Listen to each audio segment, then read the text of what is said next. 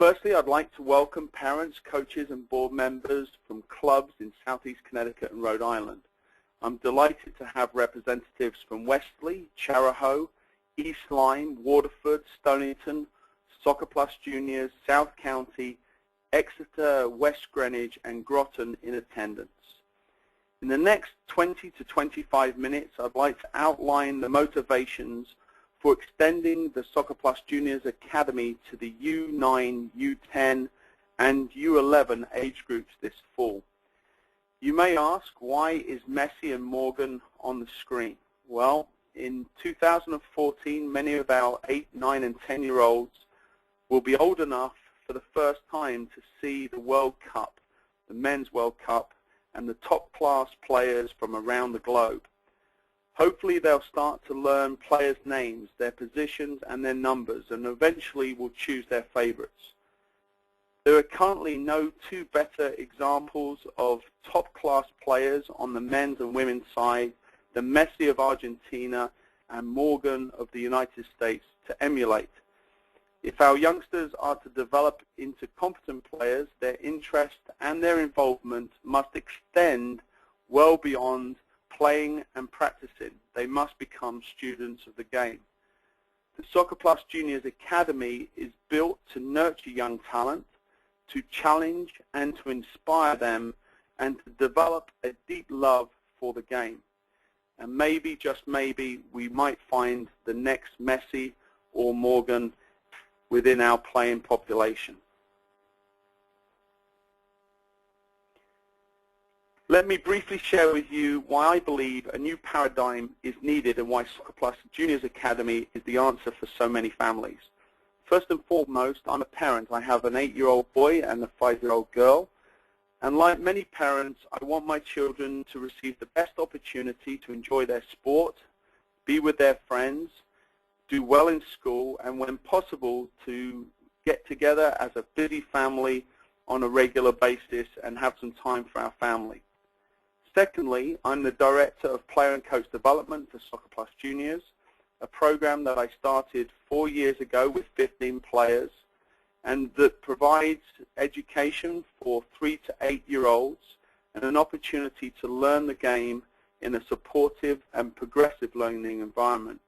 The club now has 350 players participating in year-round programming, and I hire professional educators to work with parent coaches to raise coaching performance and player development standards.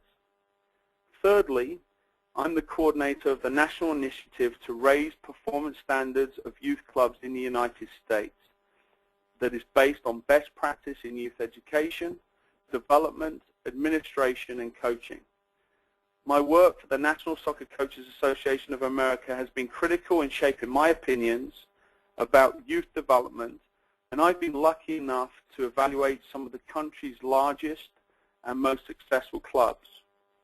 Having completed over 100 assessments and traveled to clubs in over 30 states in the United States, I wish to emulate the very best clubs here in Southeast Connecticut and Rhode Island. I'm a firm believer in transparency. This academy is not created to compete with and replace Premier Soccer.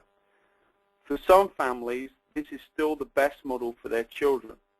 In fact, I believe that the Premier Soccer model, firmly established almost 15 years ago and commencing with the U13 age group, has tremendous value and is the right approach for higher ability players.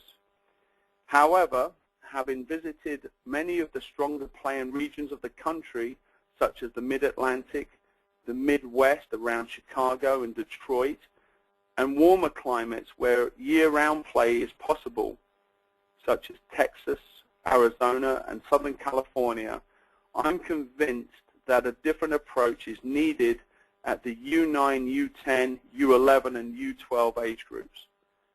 The SoccerPlus Juniors model is established on key principles, philosophies, and in response to significant amount of research from my work as a consultant for the NSCAA. Another significant factor is the ever-growing sentiment amongst parents that I meet that balancing life education and sport is important. So here's a list of some of our beliefs and philosophies that guide the development of the Academy program. Number one, and I purposely put this as number one, that town travel soccer is important to the development of young players. Number two, parental involvement is essential, particularly with prepubescent players. Thirdly, that coaching must be of a high standard and should be consistent during the formative years of development. Fourthly, participation should not be based on the ability to pay, but on the talent and the commitment of the individual. Number five, it is not necessary to specialize in soccer at an early age, even for players and parents with high school, college, or professional playing aspirations. Number six, supplemental training should be affordable and convenient. Number seven, meaningful player development is achieved by planning. Our model of player development centers on a curriculum approach that is supported by a detailed understanding of child development. Number eight, the term elite should be that is used to describe high-performing players at the U9, U10, and U11 age groups is a poorly chosen word. Separation by ability occurs very early in development. We see clear differences in kindergarten ages and older. But there is no player who is the finished product at 8 to 10 years of age. They have barely started to play the game. I would prefer to refer to high ability players as early developing players, and the correct expectation associated with early development is that the ability can fluctuate dramatically from 6 months to another 6 months. The features of this program are certainly different from most premier programs that I'm familiar with, and I believe these differences will resonate well with similarly minded parents, coaching directors, and administrators. So let me elaborate on some of these areas and some important distinctions. The vast majority of top premier clubs succeed because they're involved in the recreation, competitive, and premier levels of play. Competing with town programs for players creates animosity between the towns and the premier programs. More often than not, towns lose players, many of whom are much better served by remaining in travel soccer. As a consequence, some towns make it difficult for these players to get exposed to higher level play. Some premier clubs do allow players to dual roster. That means to play for both premier and towns. But with the best of intentions in mind, however, the demands of town and premier soccer inevitably collide, and players end up prioritizing premier training and games over their town. Equally important is the experience of the players. As a coach of the U8 boys and girls travel teams in Westerly and Stonington, I have just commenced the first step in preparing these players to play together. To think that some of these players could skip town soccer for good to play premier soccer is at best misguided. An important element of their soccer education will be missing. It is like jumping from the first grade to the fourth grade in school. In our opinion, players are best served by establishing their interest and love for the game with their friends and gaining experiences in different positions, systems, and against other local clubs. Our commitment to any town that chooses to promote the SoccerPlus Juniors Academy to their parents and their coaches is that the town club will always remain top priority if a conflict in scheduling occurs. To minimize this likelihood, our practices will occur once a week on Friday evenings, a time when very few town coaches train. Now this next slide we could actually have these three in a criminal lineup, but I would like to talk a little bit about the three gentlemen on the screen. Originally, it was my intention only to offer U9 boys and U9 girls age groups this fall. But I was approached by a very good friend of mine, Paul DeCastro, the photograph at the bottom of this screen, and I was asked if I would be interested in offering a U11 boys program that he would be prepared to coach.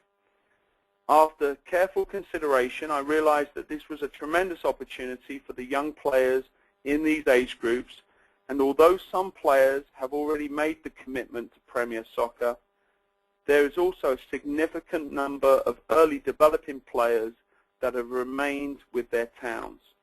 Paul is an excellent coach and a full-time teacher and an individual with years of dedicated commitment to youth players. The strength of our academy is based on the quality and the commitment of coaches.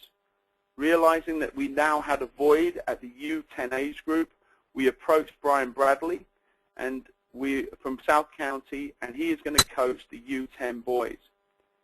Brian has an exceptional pedigree as a player and a coach, and he has recently developed a youth academy approach in South Kingstown and the surrounding communities.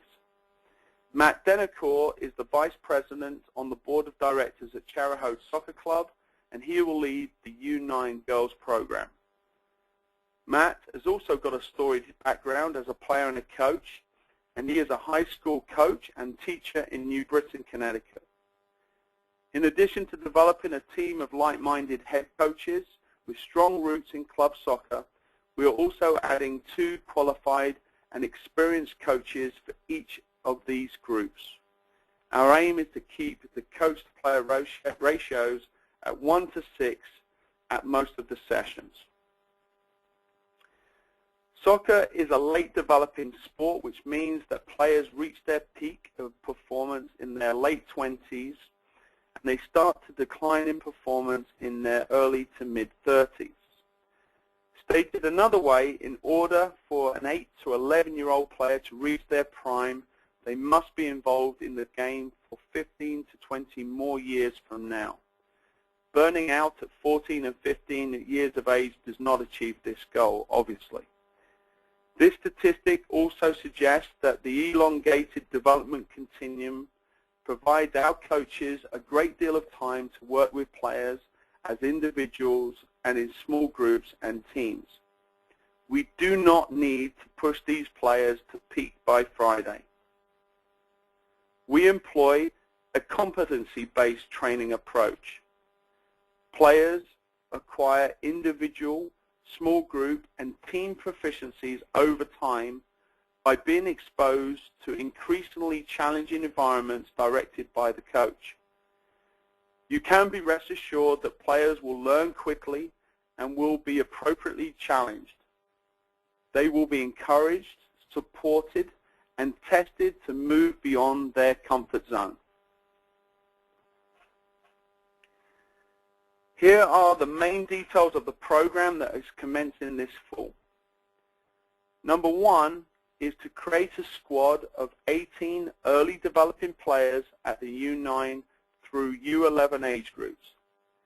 This is not another travel program, and we're hoping to attract the strongest players from each travel program in the area.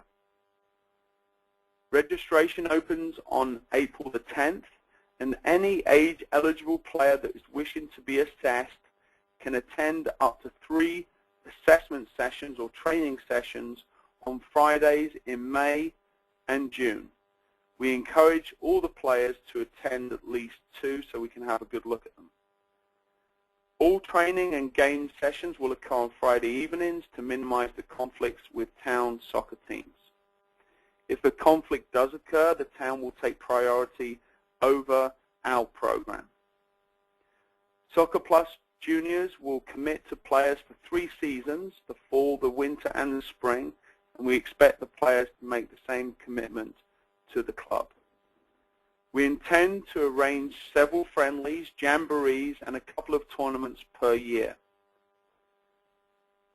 A schedule will be provided prior to the assessments and it will commence based on the field availability, costs, and accessibility. The cost is based upon 18 players in a squad, and we're looking at approximately $200 per season per player. An Adidas uniform is a one-time purchase. It costs approximately $100 to $120 for 2 shirts, shorts, and socks. And the warm-ups and the bags are optional and within another $100 of that price. Additional fees for tournaments will, of course, apply. Now, I'd like to summarize before we go to your questions. And if you have any questions at this point, please don't forget to type those in where it says type message here. I'll do my best to answer them. Before turning to your questions, let me conclude by going over and restating some of our beliefs. One, that the 8 to 11-year-olds players can gain significantly from remaining in town soccer. And that's really important to bear in mind when you look at your own towns and your own children. They will be available for practices and games with the towns, and we will be supplementing that experience. We encourage parental involvement, and we're going to provide you with regular feedback on your players' progress. Our coaches are committed to youth development. They are well qualified and have years of playing and coaching experience. Money is certainly not their motive, but player development is. The ability to pay will not prohibit any player from participating in this program. In the past year, I have put in $6,000 to make that available in Westerly and Stonington for players to play soccer, and that will continue in this program as well, for those that certainly need it. We want players to peak when they're 28 years of age and not necessarily before. So balance in sport, education, and life is critical if we want that to be achievable. All teams will train on Friday nights, 30 sessions per year at a convenient and affordable price. And planning is the cornerstone of our success. We have a development plan, an age group plan, and every session will be planned in detail. I hope I have made a compelling case for a fresh approach to player development at these age groups. We welcome the support of town clubs, parents, and coaches that will support our vision for a more balanced approach to player development. So let me now just take a few seconds to see if we have any coaches, any questions and then we can let you guys go, because I know that there is a basketball match on tonight, and I'm sure many of you will want to watch it. Question from Dan asks, how many of the coaches have children in the same age group? Dan, I think this is one of the strengths of our program. All the coaches that will be participating have children in the age group. I certainly believe at these young levels that the commitment from a parent coach, particularly one that is well qualified, is essential. So those coaches will certainly have a child in that group. Brendan asked about where the tryouts and practices will be. At the moment we're working on locations, but of the 3 assessment sessions, one will be in the Stonington area, one will probably be in the Westerly Charahoe area, and one will be in South Kingstown to hopefully reach most of the players. John asks, could we repeat when the games, jamborees, and the winter sessions would take place? Yes, John, everything will be on a Friday, and the location of those will be certainly, as best we can, centrally located. The ideal scenario will be on a Friday night, we would bring all 4 age groups together in one location. They'll train side by side, and then those players, and the training will be an hour and 15 minutes. We're not going to overdo the training for these players because they've probably got many other trainings and sports going on at the same time. Dan asked a follow-up question to coaching young kids. Are these age groups static for the following years, or will they be moving up? Dan, we would be looking with these age groups to move the coach with the team to the next age group, that does not necessarily mean that the same players will be on that team. We will be doing another reassessment at the end of that, or the beginning of the following season, giving new children the opportunity to be assessed into this program. And I like to use the word assessment as opposed to tryout. Certainly different connotations. We're not looking at making dramatic cuts. We're certainly looking for the 18 players that we think will be best suited at this time, but that doesn't mean that we're cutting the other players and not seeing them again. We may have opportunities for those players to come in and train during the course of the season and get experience working with those players and give us a chance to see those players as well. Ian asked, how many players do we expect to be interested in from which town clubs? Well, Ian, that's a real difficult question to answer because I don't know which clubs will stand beside us and support the program. If we are communicating directly to the programs we know are being involved, Brian's from South County, Matt's from Charahoe, I'm from SoccerPlus, Wesley Stonington, and Paul's from Stonington. So we would hope that those organizations would be supporting the program, and then hopefully we can get others to do so as well and release their players. I went through a list of other clubs that have joined the webinar tonight, and hopefully they'll be interested. James asked a question about additional fees for indoor training. James, I think the simple answer is we'd like to try and keep the fees at the minimum. We don't want this to be a major factor in whether kids play. Obviously, if we get training locations, then there is a fee.